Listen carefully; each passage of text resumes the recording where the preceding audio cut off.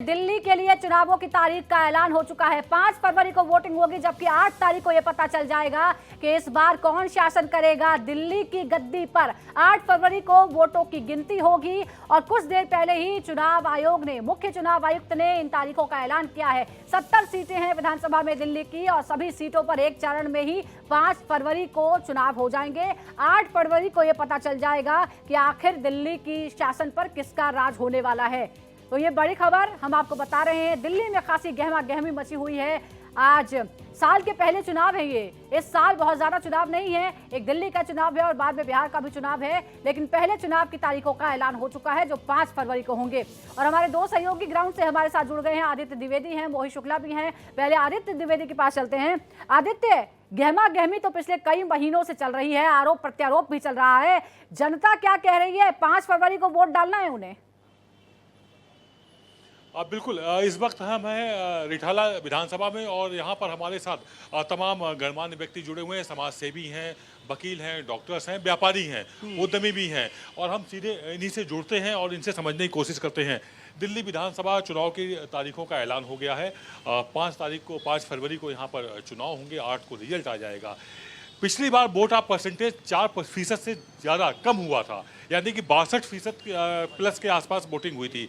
इस बार दिल्ली की जनता किस तरह की वोटिंग करेगी? रिकॉर्ड तोड़ेगी या फिर से उदासीन रहेगी? अब की बार जनता ने मन बना रखा, अब की बार रिकॉर्ड से जो है ना अपनी वोटिंग करेगी। 70% जो है ना प्लस करके जो करेगी। जैसे हरियाणा में बिल्कुल बजाया इन्होंने, ऐसे दिल्ली में भी जो है जनता ने अपना मन बढ़ा दिया और जो झूठी सरकार को यहाँ से भगाएगी। ये जो वादे कर रहा, वादे पे वादा कर रहा, इसका कोई वादा कहीं भी पूरा नहीं होया। दिल्ली को उसने नरक बना के दिखा दिया। पूरे उत्साह के साथ वोटिंग करेंगे। हम आपसे समझना चाहेंगे, वोट ऑफ परसेंटेज जो पिछली बार था वो काफ़ी डाउन गया था और हमारे मुख्य चुनाव आयुक्त उन्होंने आज एक बयान दिया है, बड़ा अच्छी बात कही है कि ये चुनावी पर्व एक बगिया की तरह है, आप जितना अच्छा सजाएंगे। उनका आशय सीधा सीधा था कि खूबसूरती इसी में है कि आप वोट अधिक करें, तभी नेता अच्छे चुनेंगे, तभी सरकार अच्छी आएगी। बिल्कुल, जैसे हरियाणा में सरकार आई और महाराष्ट्र में आई, अब की बार दिल्ली में भी सरकार आएगी। क्या बदलाव के संकेत हैं या क्या किस तरह से आप इस पर्व में आप किस तरह से शामिल होंगे? चुनावी पर्व है, बहुत शानदार पर्व है, 5 साल बाद मौका मिलता है आपको। जी, हम आपके पास आते हैं। जी, सरकार बदलने का वो पूरा वो है आपके। हम वोट की बात कर रहे हैं, सरकार बदलना ये ठीक है। 77% वोटिंग का होगी आपके काम, भारी संख्या में वोटिंग होगी आपके। महिलाएं ज्यादा बढ़कर हिस्सा लेती है, पुरुष पीछे रह जाते हैं, क्या वजह है? पुरुष भी लेंगे आपके पुरुष भी करेंगे, लेडीज तो होंगी, पुरुष भी होंगे आपके। अब की बार सारे वोट देंगे। भी हमारे साथ खड़े हुए हैं। हाँ जी वोट देंगे इस बार। चुनाव आयोग ने खास तौर से बुधवार का दिन चुना हुआ है, क्योंकि रविवार का रहता, शनिवार का तो मालूम पड़ा लोग छुट्टी करके भाग जाते पिकनिक मनाने, तो बुधवार इसलिए चुना, बुध काम शुद्ध। अब की बार जो है ना इसीलिए चुना कि अब जो है ना शुद्ध काम करना और जो है शुद्ध जो है ना अपना वातावरण और जलवायु सारा जो है ना शुद्ध करना। सिर्फ आप ही वोट डालने जाएंगे या अपने अड़ोसी पड़ोसियों को भी साथ लेके जाएंगे? सबको साथ लेके जाएंगे, सबको साथ, सबका विकास, सबको लेके जाएंगे, अपने साथ औरों को भी लेके जाएंगे। अधिक से अधिक वोट गिरवाने का वो है। यदि कोई उदासीन होगा तो उसको कैसे मनाएंगे और वोट डालने के लिए? हम समझा के ले जाएंगे जी, अब अपने आप वोट कराएंगे उनकी। बदलाव करेंगे, बदलाव जी इस बार बदलाव होगा। सभी उत्साह में है। जैसे ही तारीख की घोषणा हुई है, सभी पूरे उत्साह में लगे हुए और सभी का कहना है कि खुद ही वोट डालने नहीं जाएंगे, बल्कि साथ में और तमाम लोगों को वोट, अड़ोसी बिल्कुल, अगर कुछ भी करना है, चाहे आप अपनी फेवरेट पार्टी को लाना चाहते हो या बदलाव करना चाहते हो, उसके लिए तो आपके पास एक ही मौका है। 5 साल में एक बार मौका मिलता है वोट डालने का और दिल्ली वासियों को मौका मिलेगा 5 फरवरी को। मोहित भी हमारे साथ जुड़ गए हैं। मोहित, जिसका इंतजार था वो तारीख जो है आप सबके सामने है। 5 फरवरी को वोटिंग होगी, धड़कनें तो बढ़ेंगी ही, लेकिन इस बार दिल्ली का मुकाबला उतना सिंपल नहीं होने वाला है। साफ तौर पर लग रहा है कि यहां त्रिकोणीय मुकाबला नजर आता है। बिल्कुल सुजाता, आप सही कह रही हैं। दिल्ली का दंगल किसका होगा? मंगल और आज है मंगलवार, आज ही तारीखों की घोषणा हुई है। सवाल यह है कि मंगलवार किसके लिए शुभ होगा और किसके लिए ज्यादा वो अच्छी खुशियां लेकर आएगा, अच्छी खबरें लेकर आएगा, और किसको ज्यादा सावधान रहना पड़ेगा, क्योंकि इस बार का मंगल शुभ मंगल सावधान होने वाला है। मैं आपको बताऊं कि बुधवार को वोटिंग इसलिए कर दी है, बिल्कुल आदित्य सही कह रहे हैं, क्योंकि दिल्ली वाले हैं थोड़ा मस्ती माहौल में रहने वाले हैं, पड़ोस में भाग जाते हैं, कभी मनाली कभी उत्तराखंड। इस बार चुनाव आयुक्त ने कह दिया है कि तारीखें ही हमने आपको ऐसी दी हैं कि आप बुधवार में कहीं जा ही नहीं सकते, वोट डालिए। और आप समझिए कि 62% दिल्ली में मतदान हुआ था पिछली बार 8 फरवरी, यानी कि इस बार 8 फरवरी को नतीजे आ रहे हैं। पिछली बार 8 फरवरी की जो तारीख है वो इलेक्शन की डेट थी। अब मैं आपको बताऊं कि दिल्ली में बहुत कुछ काफी तेजी से बदल रहा है। दिल्ली में क्या बदला ये मैं आपको बताता हूं। साल 2015 में बीजेपी का मत प्रतिशत 32% था, जो कि 2020 आते आज से 38% हो गया, यानी कि उसमें 6% का इजाफा हुआ। ठीक उसी तरीके से आम आदमी पार्टी का जो मत फीसदी था वो 54 था, वो उसमें घटा, उसमें थोड़ी सी कमी आई, वो 53% रह गया। और ठीक उसी तरीके से हमने देखा कि आम आदमी पार्टी की सीटें भी घटी। जहां एक बार आम आदमी पार्टी को 67 सीटें मिली थी 2015 में, तो 2020 में आम आदमी पार्टी को 8 सीटें, माफ कीजिएगा 62 सीटें मिली, तो उसमें 8 सीटों की कमी भी हुई। तो इस बार आम आदमी पार्टी भी पूरी तरीके से जोर शोर से जोर आजमाइश कर रही है। दिल्ली वाले भी समझते हैं कि साहब देखिए 1,55,00,000 मतदाता है, जिसमें लगभग 83 करोड़ के आसपास बिल्कुल महिलाएं मोहित, हैं। मैं आपके पास लौटूंगी, लेकिन इस बीच बीजेपी प्रवक्ता शहजाद पूना वाले को सुन लेते हैं। इलेक्शन के नाम पर संजय सिंह, राघव चड्ढा जाकर जो डिस्ट्रिक्ट इलेक्शन ऑफिसर हैं उनको धमकाते हैं, उनसे अवैध जानकारी मांगते हैं जो मांग नहीं सकती, या चीफ मिनिस्टर जिस प्रकार से धमकी देते हैं और अफसरों पर दबाव डालते हैं, इनके ऊपर कार्रवाई होनी चाहिए।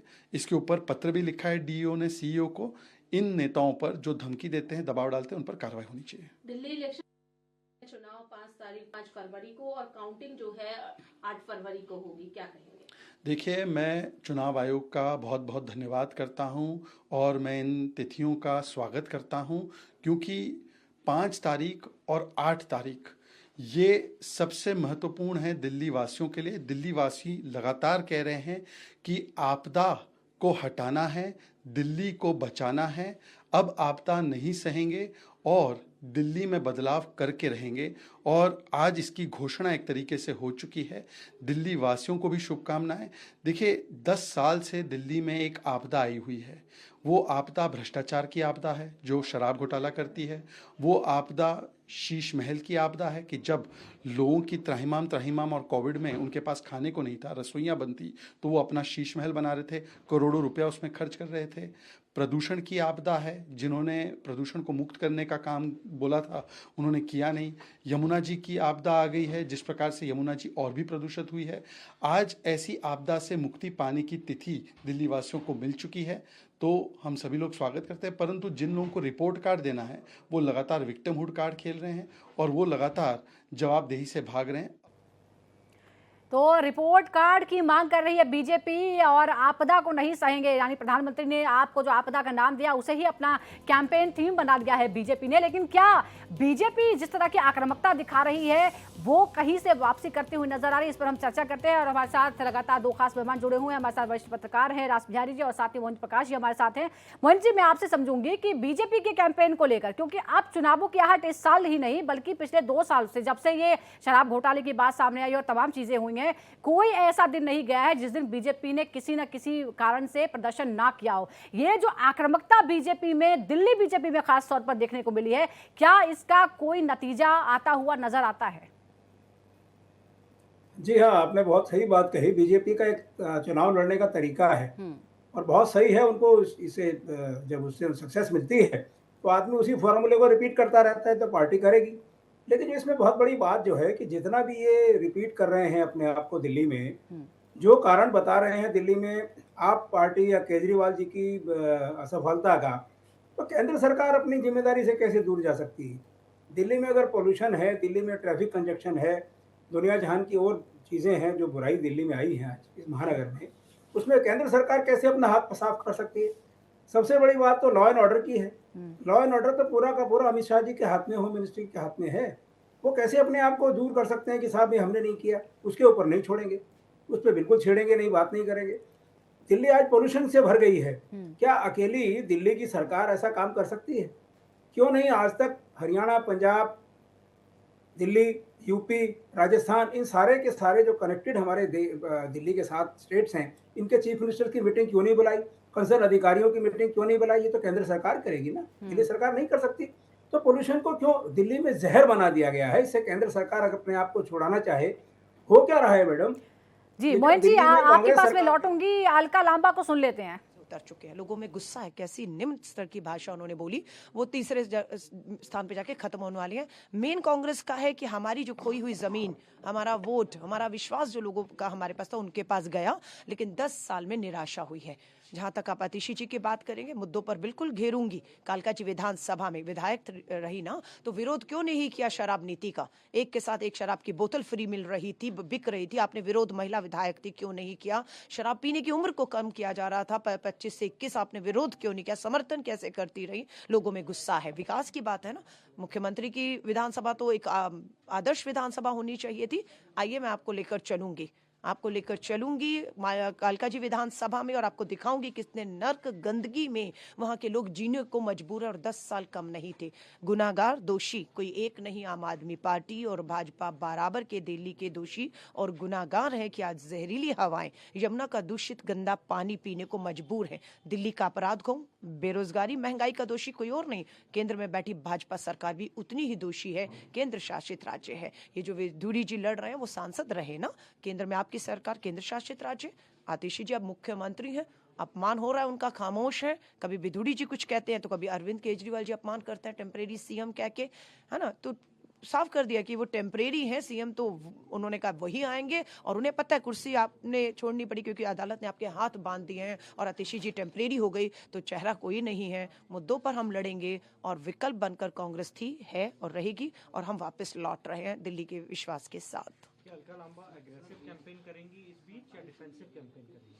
मेरा कैंपेन देखिए मुद्दों को लेकर बहुत एग्रेसिव रहेगा। जितना गुस्सा मुझे मुद्दों को, मैं जब से गई हूँ कालका जी में देखा है, उससे ज्यादा गुस्सा लोगों में है। बिल्कुल एंटी इनकम्बेंसी कहें, विरुद्ध लहर जो है वो आम आदमी पार्टी के कहें और भाजपा के समय चल रही है। तो अलका लांबा जो कि कालका जी से कांग्रेस की तरफ से प्रत्याशी हैं, हालांकि पहले आप में भी जा चुकी है, वापसी उन्होंने की है, और अब उन्हें सीएम यानी जो आतिशी हैं उनके खिलाफ लड़ने का मौका मिल रहा है। और जी मोहन जी, आप कुछ बोल रहे हैं? हाँ मैडम, मैं आपसे कहना चाह रहा था कि हाँ एक सेकंड, मैं आपसे जो कहना चाह रहा था मैडम कि दिल्ली में अभी आपने अलका लांबा जी को सुना, कांग्रेस वही गलती कर रही है जो उनसे करवाने की उम्मीद बीजेपी और आप पार्टी कर रही है। वही महिला को क्या कह दिया, इसको क्या कर दिया, ये टेम्परेरी चीजें हैं मैडम, और ये जानबूझ के करी गई हैं कि इसी में उलझा दिया जाए। अभी उन्होंने ये नहीं देखा कि दिल्ली में जब शीला दीक्षित थी, उन्होंने सीएनजी को इंट्रोड्यूस किया, डीजल को बाहर किया। दिल्ली में जो लाइट की व्यवस्था थी वो प्राइवेट को दे करके, इस प्राइवेट क्षेत्र में ला करके सार्वजनिक क्षेत्र से हटा के कितनी बढ़िया व्यवस्था की कि 24 घंटे दिल्ली में बिजली मिलती है। ट्रांसपोर्ट व्यवस्था को सुधारा। दिल्ली में ये समस्याएं नहीं थी जो आज हैं। इन समस्याओं की जड़ में कांग्रेस किस विश्वास के साथ इन लोगों को धकेल सकती है पब्लिक के अंदर कि हमने आपको एक साफ वातावरण दिया, मैंने सांस लेने के लिए दी, दिल्ली के अंदर एजुकेशन पैटर्न दिया। दिल्ली में जो लोग आते थे बिहार से, यूपी से, हरियाणा से, हिमाचल से, पंजाब से, वो क्या करने आते थे? वो 2100 रुपए लेने नहीं आते थे, वो फ्री की बिजली लेने नहीं आते थे। वो आते थे यहाँ अच्छी नौकरी की तलाश में, अच्छी एजुकेशन की तलाश में, अच्छे जीवन शैली की तलाश में, एक शहर में आते थे। आज क्या बन गया है?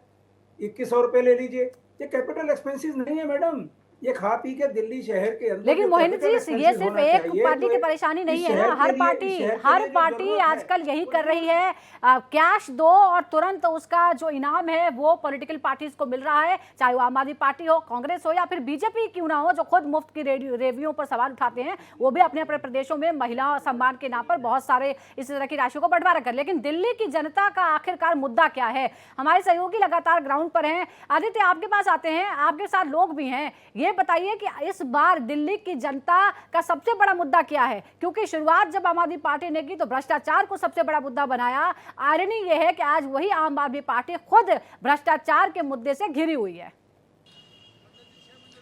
बिल्कुल, हम यहाँ पर जो हमारे साथ लोग जुड़े हैं, हम सीधे उन्हीं से जुड़ते हैं और उन्हीं से सवाल करते हैं। इस बार क्या कुछ मुद्दा रहने वाला है विधानसभा चुनाव में तारीख की घोषणाओं के बाद? मुद्दा तो यही रहना चाहिए, साफ सफाई बेकार हो रही है, सारे रोड टूटे पड़े हैं, लॉलीपॉप देते जाते हैं केजरीवाल, करता तो कुछ है नहीं। लोगों ने तो ये सोचा था बहुत अच्छा काम करेगा दिल्ली में, इतने तो पब्लिक को लूटा, क्यों लालच दे रहा है यार? इसको हारने का डर है ना। केजरीवाल ने काम भी किए हैं, जैसे बिजली फ्री दे रहे हैं 200 यूनिट और पानी फ्री दे रहे हैं, बता रहे मोहल्ला क्लिनिक बहुत अच्छी है, स्कूल वर्ल्ड क्लास बन गए हैं और तमाम चीजें हैं, उपलब्धियां भी हैं। कौन सी नई बिल्डिंग बनाई उन्होंने, उसी बिल्डिंग का रिपेयरिंग करी है कि बताओ पानी है, पानी गंदा आ रहा है गांव के अंदर, सड़कें गांव की टूटी पड़ी हैं, सारी समस्याएं 10-10 साल से। भ्रष्टाचार कितना मुद्दा है? भ्रष्टाचार सारा ही मुद्दा। आप मेडिकल हेल्थ के उसमें जाओगे अस्पताल में, दवाइयाँ लिखेंगे 5, एक दवाई मिलेगी वो भी जो है ना एक्सपायर डेट की मिलेगी। 4 दवाइयाँ जो है बाहर से लेनी पड़ेगी, 4 दवाइयाँ बाहर से लेनी पड़ेगी। और जो है ना स्कूल में शिक्षा के उसमें जो है ना कोई भी इसने नया काम नहीं करा, जो एक भी कोई नया स्कूल बनाया, कॉलेज बनाया, कोई भी बनाया, कुछ नहीं करा। क्या समस्याएं ऐसी हैं जो अभी भी बनी हुई है और नेता दूर नहीं कर पाए हैं? हमारे यहाँ उसने अब नेता जो आएंगे, कुलवंत राणा जी आएंगे, वो समस्या का समाधान वो करेंगे। और पूर्व विधायक जो भी हैं वो उन्होंने कोई काम नहीं करके दिया यहाँ पे। अब की बार परिवर्तन करके दिखाना है और ज़्यादा से ज़्यादा भारी बहुमत से। आप क्या कहेंगे? हमारे यहाँ जी पूरे के पूरे सीवर बंद पड़े हैं, पानी गंदा पानी आ रहा है, हमेशा पानी बिल्कुल साफ आता ही नहीं है। मूलभूत समस्याएं हैं वो काफी ज्यादा यहाँ पर प्रॉब्लम बनी हुई है, जिसमें गंदा पानी सप्लाई हो रहा है, सीवर चौक है, सड़कें टूटी हुई हैं और अभी कुछ दिन पहले एक नाला बना था यहाँ पर, वो फिर से गिर गया। जी, नाला सारा गिर गया, पहले भी बनवाया था, उसके बाद बनने के बाद फिर भी साल में 2 बार हो चुका है। ये सारी व्यवस्था खराब है, वहाँ से पानी बहुत गंदा है, लाइन टूटी हुई है। भ्रष्टाचार एक बड़ा मुद्दा है। यहाँ पर एक नाले के ऊपर स्लेब डलाई गई, साल में 2 बार डलाई गई, दोनों बार गिर गई।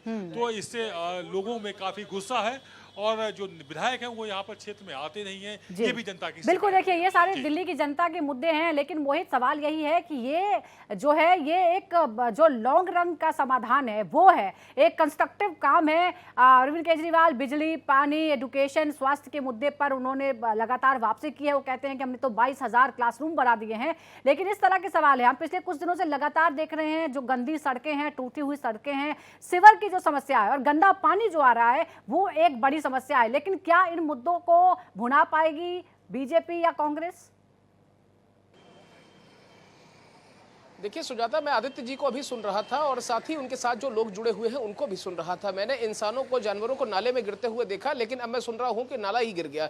बड़े अपने आप में ये भ्रष्टाचार का जीता जागता उदाहरण है। अब आप एक बात समझिए कि कहीं ना कहीं गिलासों में, दिल्ली वालों के गिलासों में पानी गिर रहा था, बर्फ गिर रही थी, एक पे एक फ्री मिल रही थी, दिल्ली की जनता परेशान थी, लेकिन दिल्ली में सड़क, सीवर, सफाई जैसे मुद्दे, मूलभूत सुविधाएं गायब थी। अब आप एक बात समझिए, राजधानी दिल्ली में आप बीजेपी का जिक्र कर रही है, बीजेपी कह रही है कि उसे उम्मीद है साहब, और वो जनता से भी कह रही है कि अब न सहेंगे, बदल के रहेंगे। अरे बदलेंगे कैसे? सवाल तो ये भी तो है। 1993 में मदन लाल खुराना ने यहाँ पर पहली जब यहाँ असेंबली हुई तो पहली बार यहाँ पर सरकार बनाई। 5 साल के अंदर 3 मुख्यमंत्री बदल गए। आप समझिए ना, आखिरी मुख्यमंत्री सुषमा स्वराज रही तो 5 साल में 3 बार मुख्यमंत्री बदल दिए। उसके बाद 15 साल की फिर शीला सरकार आई। शीला सरकार के बाद 2013 में अरविंद केजरीवाल जीत के आ गए। उसके बाद 2015 में फिर जीत गए। उसके बाद फिर 2020 में जीत गए। 2025 में पूरी तैयारी है। आपके पास विजन और मिशन है, तो उस मिशन को पूरा करने के लिए विजन है क्या? आप अगर आप बीजेपी के नेताओं से भी ये पूछिए कि आखिरकार एक काम आप ऐसा बताइए कि जो आप अलग करेंगे। आपने कहा कि हम मुफ्त की योजनाओं को बंद नहीं करेंगे, तो आपके पास अलग क्या चीज है? फिर अरविंद केजरीवाल, उनकी पार्टी ये कह रही है कि साहब ठीक, अगर बंदी नहीं करेंगे तो फिर हमारे कोर्ट तक ने सवाल उठा दिए हो, लेकिन कोई भी पार्टी जो है ये रिस्क लेने को तैयार नहीं है कि हम ये जो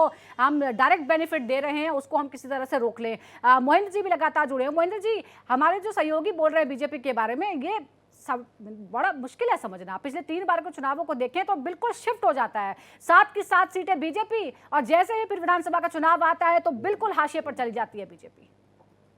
आपने बिल्कुल ठीक कहा। बीजेपी के लिए विधानसभा में कोई दरवाजा नहीं खुला हुआ। ये 2-4 सीटें जीत जाएंगे और कुछ नहीं होगा। और ये जो बात मेरे साथी शराब की कर रहे थे, शराब से क्या फर्क पड़ गया? कितने वोट पे फर्क पड़ता है? सरकार का जो आमदनी का जरिया है कोरोना के टाइम में, वो उनको करना था, जस्टिफाइबल है, उसके अंदर कोई बात नहीं रखी। लेकिन सवाल ये है कि कांग्रेस कितना जोर लगाती है और कांग्रेस किस तरह जोर लगाती है और किन मुद्दों को उठाती है। अगर कांग्रेस शीला दीक्षित के जो बनाए हुए विकास की यात्रा थी उसके ऊपर चलेगी, आप ये देखिए डीटीसी में कितनी बसें खरीदी गई हैं। आप फ्री में यात्रा तो दे रहे हैं वुमेन को, लेकिन बसें कितनी हैं रोड के ऊपर? आपने इंफ्रास्ट्रक्चर दिल्ली में कितना बनाया? मैं वही कहना चाहता था कि खाली कंज्यूम ही करते रहेंगे, कंजम्पशन बढ़ाते रहेंगे तो कैपिटल कहाँ आएगा?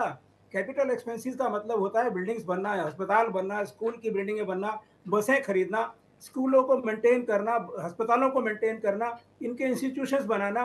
कहाँ है? दवाइयाँ तक नहीं है, पैरामेडिकल स्टाफ नहीं है। द्वारका में एक 1700 बेड का अस्पताल खड़ा है, वहाँ कोई अस्पताल चलाने की व्यवस्था नहीं है। तो आप क्या करना चाहते हैं? खाली लोगों को पैसा फ्री का देकर, बिजली फ्री देकर के आप अगर वोट लेना चाहते हैं तो 1 या 2 दफा तो हो जाएगी। लेकिन मोहित जी, ये जो जिस तरह से हम बात कर रहे हैं, अगर लोगों से- कांग्रेस और आम आदमी पार्टी अलग अलग चुनाव लड़ती है और अब समाजवादी पार्टी ने भी सिर्फ आम आदमी पार्टी को समर्थन देने का वादा किया है, तो आपको नहीं लगता कि इससे कहीं ना कहीं वोटों का बंटवारा होगा और फिर आम आदमी पार्टी को इसका फायदा हो सकता है? नहीं मैडम, नहीं, दिल्ली कांग्रेस की है, कांग्रेसियों को लड़ना नहीं आ रहा। कांग्रेसियों के पास जो नेता हैं काम करने वाले जमीन के, उनको मौका नहीं मिल रहा जी। कांग्रेस के अंदर वही बूढ़े लोगों को लेके बैठे हैं जिनके पास ना कोई विजन है ना कुछ और चीज। आज कांग्रेस के पास जो शीला दीक्षित के लड़ाई को आपको आगे लेके जाना है मैडम, पीछे फाइल में पीछे देखिए और आगे चलिए। जो शीला दीक्षित लिख कर गई थी, विकास यात्रा लिख के गई थी, मनमोहन सिंह जी ने पूरा उनका साथ दिया था, चाहे वो कहीं ज्यादा पब्लिसाइज हुआ चाहे नहीं हुआ।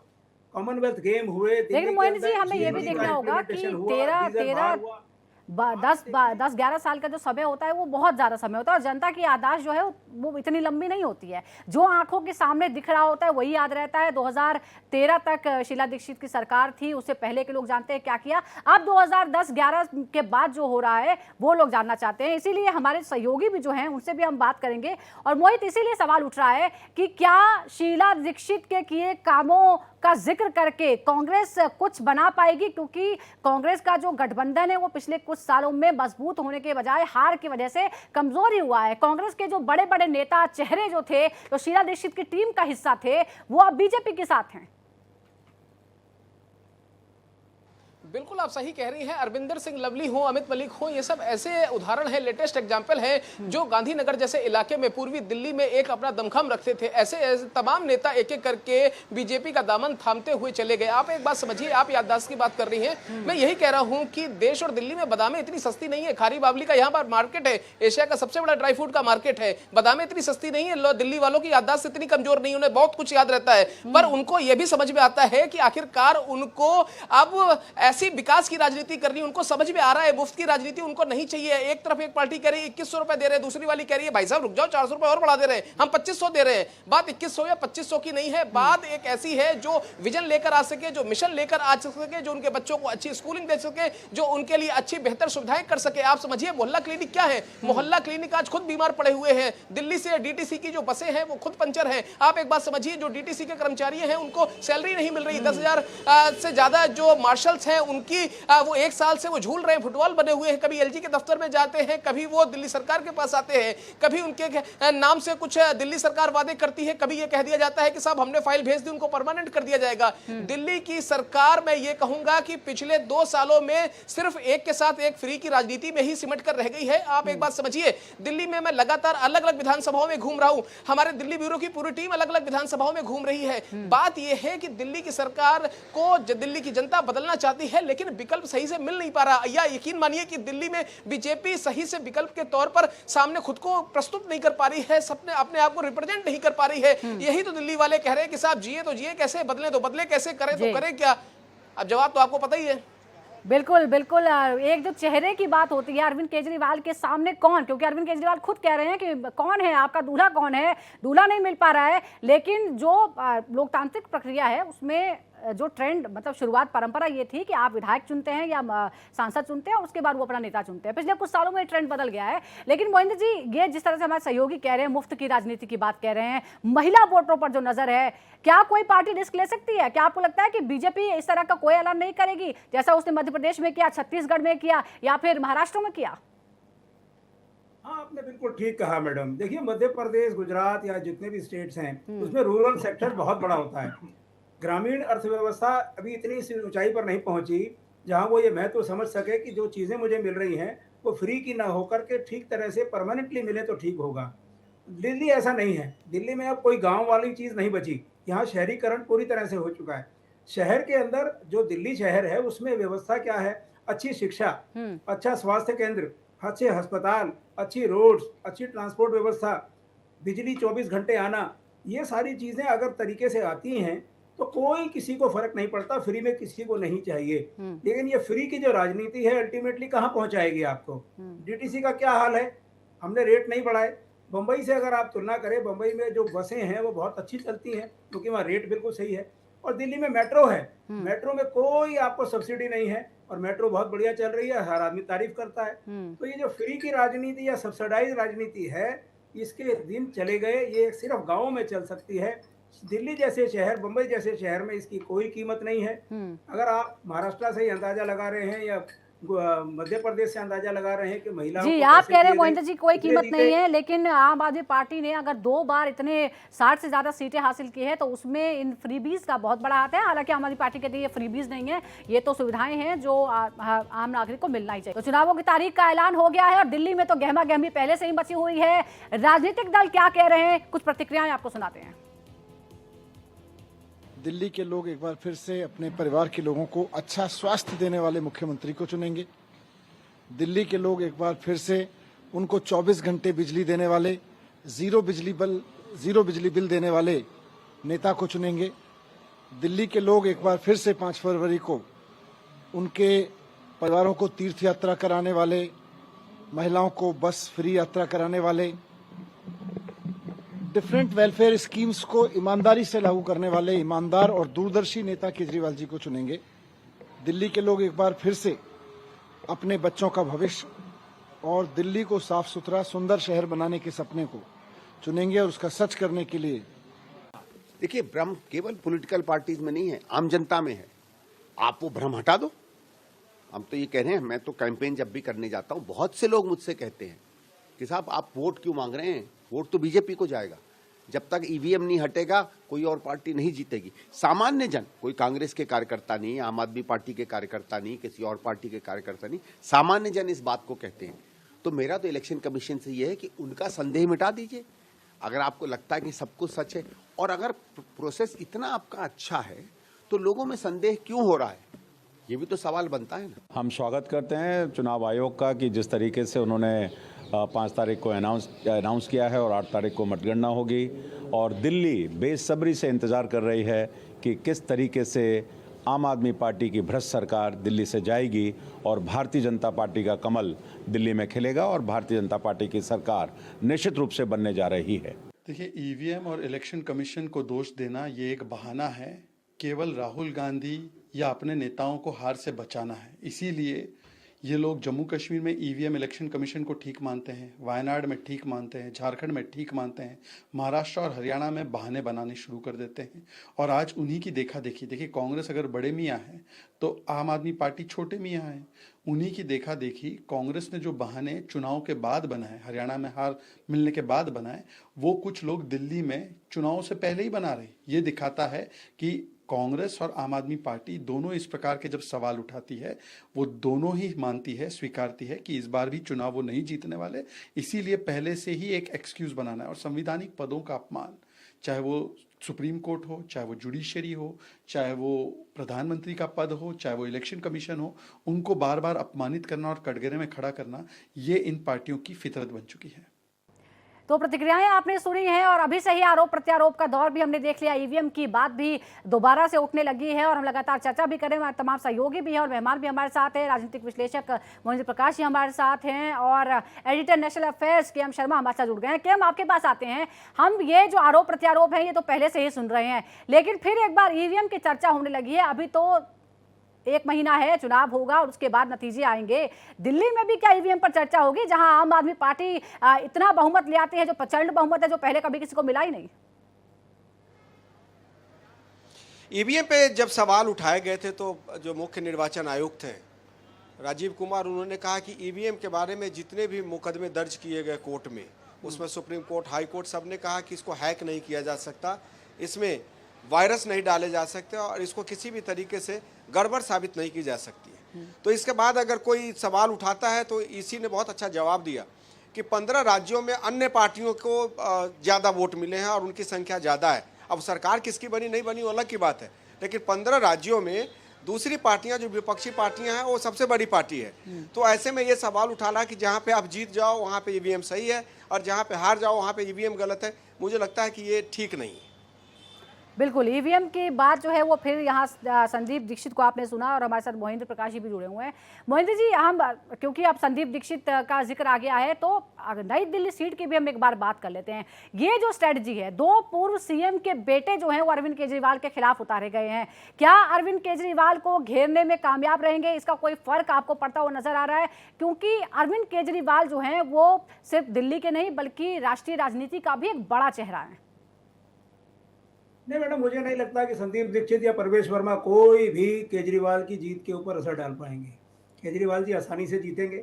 जो आज का माहौल है, कांग्रेस ये समझ ही नहीं पा रही कि मुझे ड्राइविंग सीट पर बैठ के गाड़ी को ड्राइव कहाँ करना है। संदीप दीक्षित कुछ बोलते हैं, माखन जी कुछ और बोलते हैं, अलका लांबा जी कुछ और बोलती हैं। अरे इशू क्या है?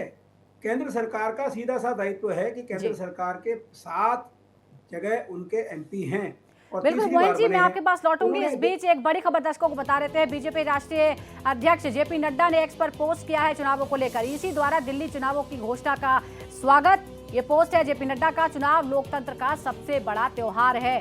जेपी नड्डा, दिल्ली की जनता विकास करने वाली सरकार बनाए।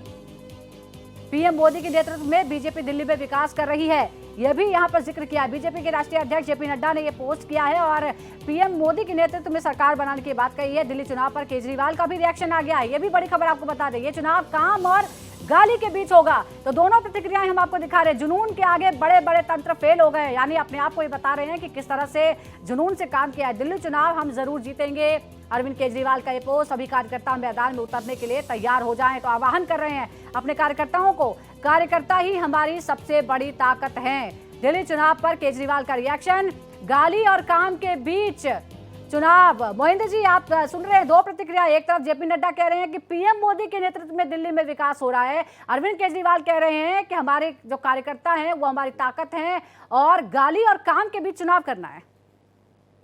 मैं वही आपसे बार बार कह रहा हूँ, दिल्ली के इश्यूज क्या है। दिल्ली में केंद्र सरकार में जिनके 7 एमपी हैं, तीसरी बार जीते हैं, 5 करोड़ उनको साल का मिलता है। इतना सारा 50-55 करोड़ रुपया कहाँ खर्च किया? दूसरी चीज, जो ये सरकार बैठी है आपकी, इन्होंने जो कहा कि हम उस समय सबसे बड़ा मुद्दा बना था 2G 3G दुनिया जहान के, की करप्शन बहुत बड़ा मुद्दा है। क्या करप्शन दिल्ली से हट सका? आज दिल्ली में करप्शन केंद्र सरकार का भी है और राज्य सरकार का भी है। किसी भी व्यक्ति से पूछ कर देखिए कि क्या करप्शन हुआ। जिसको भी सरकारी तंत्र से काम कराना पड़ता है, चाहे वो लाइसेंस हो, चाहे वो आपका राशन हो, चाहे अच्छा राशन कार्ड पिछले 5 साल से नहीं बन रहे। आप ये देखिए कि दिल्ली में न करप्शन हटा, न दिल्ली का विकास बढ़ा।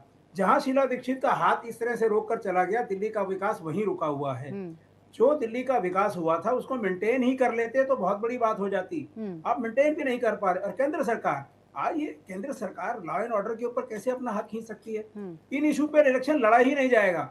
ये इलेक्शन लड़ा जाएगा हिंदू मुस्लिम पे, ये लड़ा जाएगा उसने गाली दे दी, उसने उसको ये कह दिया। तो आप ये देखिए जो दिल्ली के मुद्दे हैं, दिल्ली की जनता भी बेवकूफ बनती चली जा रही है कि साहब मेरे मुद्दे क्या हैं। आज सांस, हवा में सांस लेने की जरूरत है, सांस मिलती है हमको हवा में। हमें एजुकेशन की जरूरत है, हमें अस्पताल की जरूरत है, हमें सस्ते अस्पताल। लेकिन बड़ा सवाल ये भी है मोहिंद्र जी कि क्या दिल्ली में वो फॉर्मूला चलता है कि हम जब हम बीजेपी की बात करते हैं तो उसका जो कैंपेन होता है वो आक्रामक होता है। प्रधानमंत्री मोदी जब पहली रैली करते हैं तो आपको आपदा का नाम दे देते हैं और वही अब कैंपेन का थीम हो गया है। लेकिन क्यों दिल्ली में बार बार बीजेपी को हार का सामना करना पड़ता है? हार इस तरह की कि वो मुकाबले में भी कहीं नजर नहीं आती है आम आदमी पार्टी के सामने। देखिए मैडम, दिल्ली में ये बीजेपी जो हिंदू मुस्लिम है वो दिल्ली में चलेगा नहीं। जी मोहन जी, मैं आपके पास आऊंगी। दरअसल हमारे सहयोगी केएम जुड़े हुए, उनसे मैं पूछ रही हूँ केएम, क्यों आखिरकार ये कहाँ आखिरकार चूक हो जाती है बीजेपी से कि दिल्ली में उसका जोर नहीं चलता, या स्ट्रेटजी सेम यहाँ नहीं चलती? उसके कई वजह हैं। उसकी वजह यह है कि दिल्ली में हमेशा ट्रायंगुलर पॉलिटिक्स हुई है और जो पीछे 2 इलेक्शन हुए उसमें कांग्रेस ने एक जगह साथ दिया जब उनकी सरकार बनवा दी और दूसरी जगह उन्होंने चुनाव से अपने आप को विड्रॉ कर लिया। पिछले चुनाव में राहुल गांधी की कोई रैली नहीं हुई, सोनिया गांधी की कोई रैली नहीं हुई, पार्टी के तमाम सीनियर लीडर जो हैं वो दिल्ली से गायब रहे। लेकिन कांग्रेस इस बार दिल्ली में सक्रिय दिख रही है। और जहाँ तक बात रही कि हार और जीत की, तो एक कल्ट होता है, केजरीवाल का कल्ट लगातार बढ़ता जा रहा था। लेकिन आप एक चीज देखिएगा कि पहली बार फ्री बिजली और पानी के नाम पे वो जीत गए और पहली बार जो उन्होंने काम किया उस पर लोगों ने उनको दोबारा वोट दिया। लेकिन दोबारा जब सरकार बनी तो उसमें मधुशाला घोटाला, पाठशाला घोटाला, अस्पताल घोटाला, जो अभी बात कर रहे थे मोहिंदर जी, इन्वायरमेंट के बारे में जो था उसमें घोटाला, तो अब ये सरकार जो है एक तरीके से डिफेस हो गई है। मुख्यमंत्री के तौर पे इनको आतिशी को लाना पड़ा।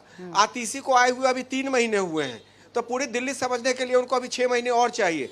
तो इस बार का मुद्दा बिल्कुल अलग है। कांग्रेस सक्रिय है, बीजेपी भी अपनी वो गलतियां जो पीछे 2 बार कर चुकी है इस बार नहीं कर रही है। तो मुझे लगता है कि बड़ा रोचक चुनाव होने वाला है इसमें। जी, रोचक चुनाव होने वाला है, लेकिन दिल्ली की जनता का कितना फायदा होने वाला है, क्योंकि बड़ी अजीब सी बात है कि देश की राजधानी जो है वो बुनियादी सुविधाओं के लिए जूझ रही है। अब हम आपको कुछ हाई प्रोफाइल सीटों के बारे में बता रहे, जो हॉट सीट हैं। नई दिल्ली की सीट पर सबकी नजरें हैं। अरविंद केजरीवाल यहाँ पर हैं, उनके खिलाफ है संदीप दीक्षित और परवेज वर्मा, जो कि दोनों पूर्व मुख्यमंत्रियों के, साहिब सिंह वर्मा और शीला दीक्षित के पुत्र हैं। कांग्रेस के संदीप दीक्षित हैं, मुख्यमंत्री शीला दीक्षित के वो बेटे हैं, और वो लगातार नाराज रहे हैं। चाहे कांग्रेस ने सहयोग किया हो, गठबंधन किया हो आम आदमी पार्टी के साथ, लेकिन वो हमेशा नाराज रहे। अब की बार केजरीवाल के सामने भ्रष्टाचार को एक बड़ा मुद्दा बनाया जा रहा है। नई दिल्ली सीट पर त्रिकोणीय मुकाबला है,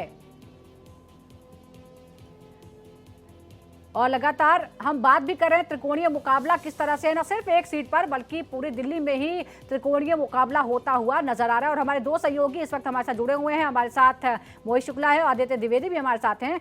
आदित्य, हॉट सीट की जो है वो लगातार चर्चा हो रही है, लेकिन आखिर आपके साथ जो जनता है, जरा उनसे ये भी समझने की हम कोशिश करते हैं कि जब लोकसभा के चुनाव आते हैं तो सारी की सारी सातों की सातों सीट बीजेपी को, यहां तक कि जमानत जब्त करा देते हैं दूसरी पार्टियों को। उसके बाद विधानसभा के चुनावों में बिल्कुल बाजी पलट जाती है। आखिर ये कौन से वोटर हैं, ये जो स्विंग वोटर्स हैं, उनके मन में क्या है? देखिए सुजाता, यहाँ हमने रिठाला में तमाम लोगों से बात की, और यहाँ आज हम जब झोपड़पट्टी से लेके पौस इलाके में गए तो लोगों की अलग अलग राय समझ में आई। अब बात अगर हम मलिन बस्तियों, झोपड़पट्टियों की बात करें तो वहाँ पर जो राहत है, 200 यूनिट बिजली फ्री है, पानी फ्री है 20,000 लीटर, इसके अलावा जो शिक्षा फ्री है, इन सब का असर दिखाई दे रहा है। लेकिन वहाँ समस्याओं से लोग जूझ रहे हैं, नाराज भी हैं। नाराज होने के बाद भी वो कहीं ना कहीं उनका एक सॉफ्ट कॉर्नर केजरीवाल सरकार के साथ खड़ा दिखाई देता है। पौष इलाकों में जाएं तो वहाँ पर दूसरा माहौल है, वहाँ पर नाराजगी है, और समस्याओं से जो जूझ रही है जनता, वो साफ साफ कह रही है हम परिवर्तन लेकर के आएंगे। अब रही बात लोकसभा में भाजपा को जिताने की, और विधानसभा में बार बार केजरीवाल सरकार आ रही है, तो इसके पीछे की वजह यही वोटर हैं जो अंतर रखते हैं। अगर हम वोट ऑफ परसेंटेज को देखें, 2015 की बात करें तो 2015 में कांग्रेस को 8 प्लस था, 8% के ऊपर था वोट, जो कि घट के 4% के आसपास रह गया। वो जो 4% वोट घटा वो भाजपा के खाते में चला गया। भाजपा 34% पे थी, वो 38% पे पहुंच गई। और अगर हम बात इनकी करें केजरीवाल सरकार की, तो ये 54% के आसपास से घट के 53% के आसपास रह गए। तो अब जो खेल बचा है वो 5% का बचा हुआ है। इस बार जो चुनाव होंगे, जो इन 5% को पाने की कोशिश करेगा, जो अंतर ले आएगा, वही सत्ता पे काबिज हो जाएगा। लेकिन अब जबकि त्रिकोणीय मुकाबला है, समझेंगे अरविंद केजरीवाल का जेल जाना, फिर बाहर आकर उनका पद से इस्तीफा दे देना, सेक्रीफाइस की बात करना, और ये कहा कि जब जनता मुझे चुनेगी तभी मैं उस गद्दी पर बैठूंगा। क्या इस तरह का कोई सेंटिमेंट है ग्राउंड पर कि लोगों के मन में कोई सिंपैथी है कि अरविंद केजरीवाल जेल गए? देखिए, अगर हम उसकी बात करें तो आम आदमी पार्टी को बड़ा डेंट लगा है। जो उसके शीर्ष नेता जेल भेजे गए हैं और जो कट्टर ईमानदार ये कह रहे हैं, लेकिन जनता का कहीं ना कहीं भरोसा उठा। उसकी एक वजह भी है सुजाता कि अरविंद केजरीवाल जब जेल से निकले हैं, चुनाव प्रचार में मैदान में आए हैं, तो जनता ने उनसे सवाल किए हुए हैं, जिसमें उन्होंने माना है कि वो तमाम वादे पूरे नहीं कर पाए। उसकी वजह उन्होंने कोरोना बताया 2.5 साल, और 2.5 साल उन्होंने बताया केंद्र सरकार ने उनकी मदद नहीं की, केंद्र सरकार उनकी असहयोग करती रही उनका। तो ये बात ये कह जरूर रहे हैं, लेकिन इस बात में कोई सिंपैथी की ये जेल भेजे गए, कोई ये मान के नहीं चल रहा कि नहीं पूरी तरह से ईमानदार हैं। ये बात आम आदमी पार्टी के नेता खुद कह रहे हैं कि वो ईमानदार हैं। तो वो सिंपैथी वाला जो एक सॉफ्ट कॉर्नर था, वो हमें दिल्ली के में जब हम जनता के बीच में जा रहे हैं, वो कोई बहुत आदित्य हम आपके पास लौटेंगे। रक्षा मंत्री राजनाथ सिंह क्या कह रहे सुनते हैं। कोई परीक्षण नहीं हुआ तो अटल जी के बाद अटल जी ने परीक्षण किया, परीक्षण नहीं होता है। भारत एक न्यूक्लियर पावर कंट्री बन गया है भारत। सर, चीन ब्रह्मपुत्र नदी पे बांध बना रहा है, क्या आपको लेकर आप जब से कुछ है रक्षा मंत्रालय? नहीं, वैसे मैं इस संबंध में कुछ बोलूंगा नहीं, लेकिन इतना मानकर चलिए कि भारत अपनी सुरक्षा के प्रति पूरी हर तरीके से सजग है। सर, आपने भी DRDO का निरीक्षण किया था, तो सर क्या कुछ नया? चलिए, अब आदित्य हमारे सहयोगी लगातार हमारे साथ बने हुए हैं। आदित्य, हम बात कर रहे थे किस तरह के ये बड़ी आयरनी की बात है कि जिस पार्टी का जन्म ही भ्रष्टाचार के खिलाफ हुआ हो, लोकपाल लाने को लेकर हुआ हो, वो खुद आज 2025 के चुनावों में भ्रष्टाचार के आरोप खुद झेल रही है। और जैसा कि हम कह रहे थे कि जेल जाने का कोई सेंटिमेंट है लोगों के मन में, इसका कोई फायदा आम आदमी पार्टी को होगा, या लोगों के मन में कहीं ना कहीं ये बात, ये शक आ गया है कि हाँ, आम आदमी पार्टी जो है वो भ्रष्टाचार में लिप्त है? सुजाता, देखिए, हम अगर बात करें तो जिस अंदाज में केजरीवाल घिरे हुए हैं, वो सिर्फ जेल ही नहीं गए हैं। जेल जाने के अलावा जो शराब की दुकानें बहुत ज़्यादा खोली गई थी, उसको लेकर के भी लोगों में नाराजगी है। शराब पीने वालों की उम्र जो घटा दी गई, उसको लेकर के भी लोगों में नाराजगी है। महिलाओं में खास तौर से नाराजगी है, और महिलाएं बड़ी डिसाइडर हैं। दिल्ली विधानसभा में अगर हम 2020 की बात करें या हम लोकसभा की बात करें, तो महिलाएं ज़्यादा बढ़ चढ़ के हिस्सा ले रही हैं पुरुषों की अपेक्षा। हालांकि महिलाओं के लिए तमाम स्कीमें लाई गई हैं, लेकिन उसमें भी डाउट है कि ये पूरी तरह से लागू हो पाएंगी कि नहीं, क्योंकि अप्रैल में जो बजट आया था केजरीवाल सरकार का, उसमें महिलाओं को 1000 रुपए सम्मान निधि देने की बात कही गई, जो अभी दिसंबर तक नहीं मिल पाई थी। तो जो चुनाव का माहौल है वो डिफरेंट है, वो 2015 और 20 की तरह नहीं है। इस बार अंतर है, और उसमें केजरीवाल सरकार के ऊपर एक आरोप और लगा, शीश महल। जो आपने बात की कि आम जनता के बीच से निकल करके आई पार्टी, जिसने अपना नाम ही आम आदमी पार्टी रखा, जिसको साठ में आप बोलते हैं, तो ऐसे में जो वो छवि थी कि नहीं साहब, हम ये सुविधा नहीं लेंगे, हम सिक्योरिटी नहीं लेंगे, हम बहुत बड़े बंगले में नहीं रहेंगे, हम 2 कमरों के फ्लैट में रह लेंगे, तो वो सब चीजें कहीं ना कहीं परत खुलती चली गई। और जो विरोधी पार्टियां हैं उसको मुद्दा भी बना रही हैं कि शीश महल का एक शीर्षक दिया है, भले ही वो कोई शीश महल नहीं है, लेकिन हाँ, उसमें 53 करोड़ रुपए से जो पूरा रंग रोगन हुआ, उसके बाद जो एक एक करके भाजपा ने वीडियो जारी किए कि गोल्डन कलर में कमोड की सीट है और ऑटोमेटिक सिस्टम है, तो उससे एक माहौल जो बना है। देखिए, शीश महल, भ्रष्टाचार, ये तमाम जो हैं वो बड़े मुद्दे हैं, और बीजेपी पिछले 2 सालों से इसे लेकर अलग अलग तरह के कैंपेन चला रही है। लेकिन आदित्य, आम आदमी पार्टी की सबसे बड़ी ताकत यहाँ का झुग्गी बस्ती में रहने वाला, यहाँ का गरीब वोटर और यहाँ की महिला वोटर हैं, और महिलाओं पर ही दाव है। चाहे वो बिजली, या तो बसों में सफ़र फ्री हो, या फिर अब महिला सम्मान योजना की बात हो, और करीब 72 लाख जो हैं वो महिला वोटर हैं। ये इनको हम स्विंग वोटर कह सकते हैं, जो लोकसभा में बीजेपी के साथ चला जाता है, लेकिन विधानसभा में आम आदमी पार्टी का पक्का वोटर है। जी सुजाता, इस पर हम ये बताना चाहेंगे, चूंकि हम ग्राउंड पर हैं और हमारी पूरी टीम भारत एक्सप्रेस की पूरी तरह से ग्राउंड पे सर्वे कर रही है, बात कर रही है, लोगों से समझ रही है। तो अगर हम बात झोपड़पट्टी की करें, तो यहाँ पर एक सॉफ्ट कॉर्नर केजरीवाल सरकार के साथ जरूर है। उसकी वजह है कि जो 200 यूनिट बिजली फ्री मिल रही है, तो एक बजट जो होता है गरीब तबके का, जो रोज कमाते रोज खाते हैं, उनके लिए मायने रखता है 200 यूनिट बिजली फ्री होना, 2000 लीटर पानी फ्री होना। हाँ, ये बात अलग है कि वो समस्याओं से जूझ रहे हैं, लेकिन अगर जब वो निष्कर्ष पे आते हैं, बात करते हैं, तो वो फिर रुक जाते हैं, ठहर जाते हैं और बात केजरीवाल की करते हैं। बिल्कुल। और आदित्य, कोई अगर पैटर्न में बदलाव होगा तो वो तभी होगा जब वोटिंग प्रतिशत बढ़ेगा, क्योंकि देश की राजधानी दिल्ली में वोटिंग प्रतिशत जो है वो दूसरे शहरों के मुकाबले कम हो रहा है, और इसी बात को लेकर चुनाव आयोग ने चिंता भी जाहिर की है। बहुत बहुत शुक्रिया फिलहाल आपका।